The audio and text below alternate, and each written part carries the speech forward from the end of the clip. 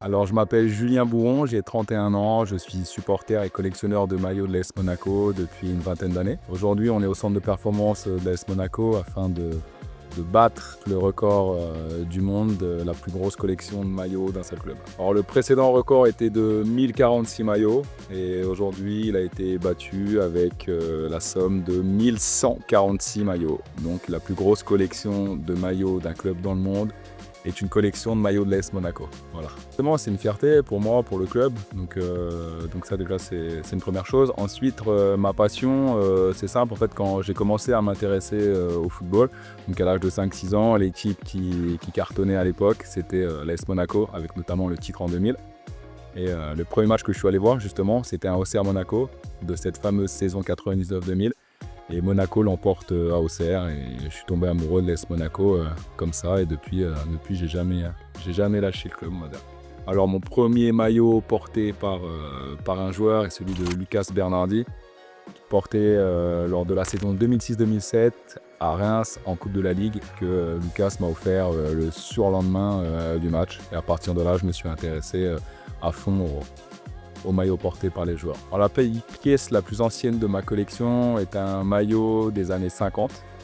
Donc un maillot à rayures et non une diagonale, puisque la diagonale est née lors de la saison 60-61. Alors le plus rare en termes de rareté collectionneur, j'ai envie de dire qu'il y a pas mal de maillots portés une seule fois. Donc pour le coup, rare en termes de quantité, puisqu'il y en a très peu. Et dans ce cas, je pourrais citer plusieurs maillots. Après, plus on remonte dans le temps, plus les maillots sont rares. Voilà, j'évoquais précédemment le maillot à rayures des années 50.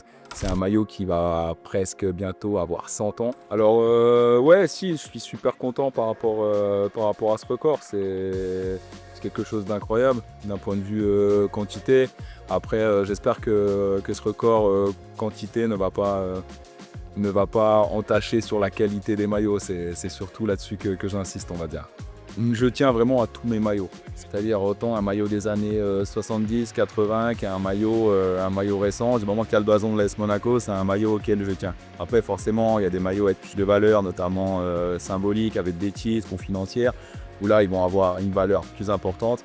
Mais moi, je tiens vraiment à tous mes maillots parce que c'est vraiment l'histoire, font partie intégrante de l'histoire du club. Même si c'est des années un peu plus moins glorieuses, etc., comme les maillots en Ligue 2 par exemple, tout ça, j'y tiens autant que des maillots glorieux, on va dire.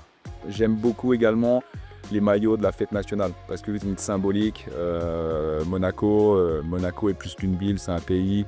Et voilà, donc par rapport à ça, les maillots de la fête nationale portés dans les années 80-90 contre des sélections ou des grands clubs me tiennent particulièrement à cœur. Paradoxalement, c'est pas une période que j'ai connue, puisque je suis né en 94, donc en dessous 2000, j'ai pas trop de souvenirs. Mon premier souvenir, voilà, c'est en 2000 à Auxerre. Mais bizarrement, ouais, la période 70, 80, 90 sont 3 décennies qui me tiennent à cœur d'un point de vue histoire du club. J'espère continuer de pouvoir collaborer comme ça avec le club. La saison dernière, j'ai pu exposer 30 maillots au Stade Louis II. Cette saison, on va en exposer 90. Donc qui sait, peut-être que l'année prochaine, on va en exposer 180. Mais en tout cas, il est évident que je souhaite pouvoir montrer, exposer mes maillots aux amoureux de l'AS Monaco et du foot en général.